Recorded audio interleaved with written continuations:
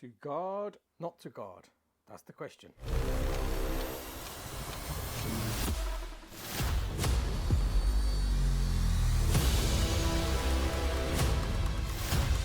Yes guys, welcome back. We're in the garage, time to do a bit more fiddling. So as you know, I run this setup with the chain. So I've got my AEM sprocket 43, I've got this black and gold chain, and I have this, and I don't run with that guardrail, protection guard, chain rail, whatever that plastic thing is, because it just looks shit.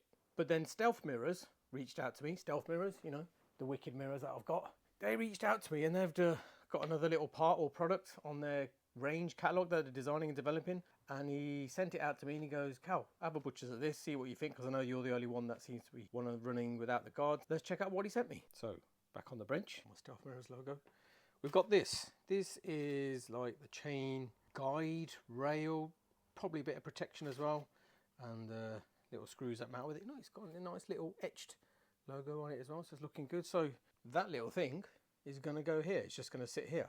So that looks a million times better than this, but it will sort of serve the same sort of function. I can hear you saying, well, what the hell are you chatting about? Let's do a bit of science. The different phases and what goes on with the chain. So you've got a rear sprocket and a front sprocket. When you're giving it the gas, sprocket is turning to go forward. It's then putting tension on this top bit of the chain. This then pulls or drags the wheel and then the tyre into the tarmac to give you grip. But then because there's tension there and it's a fixed length chain, this bottom end becomes slack and you get that little wavy effect on the chain.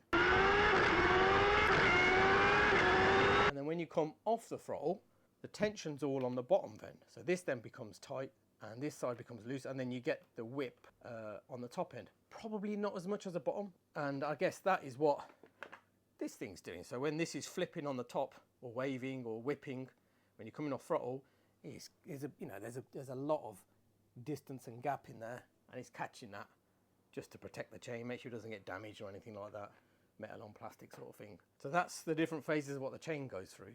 You've then got this rear bottom chain guard, which what the chain feeds through, and I guess this is stop shit getting in through here when you're going over dirt, gravel, stones, rocks, wood, twigs, shit getting stuck in there, locking the rear sprocket, locking the wheel, and then flying you off. So that's sort of protecting that. And I guess this was doing the same thing on the top, but if I've now removed it, what's sort of protecting the top of it with stuff landing on it and then maybe getting stuck in here, locking the sprocket. I mean, I've been running with this for a while and it hasn't happened to me so far.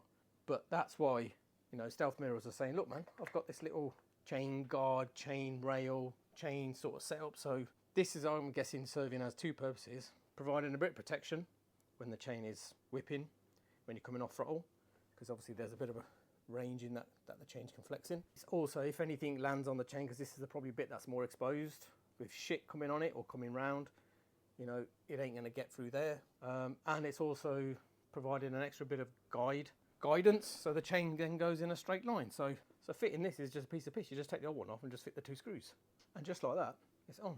One little screw there, one little screw at the back, piece of piss. Still got the nice look of the exposed chain and the spring arm, and tiny bit of extra protection for peace of mind. So if you're going with this setup, instead of chopping up the OEM plastic one, just get this, mate. It's a piece of piss, makes sense, and still looks Gucci.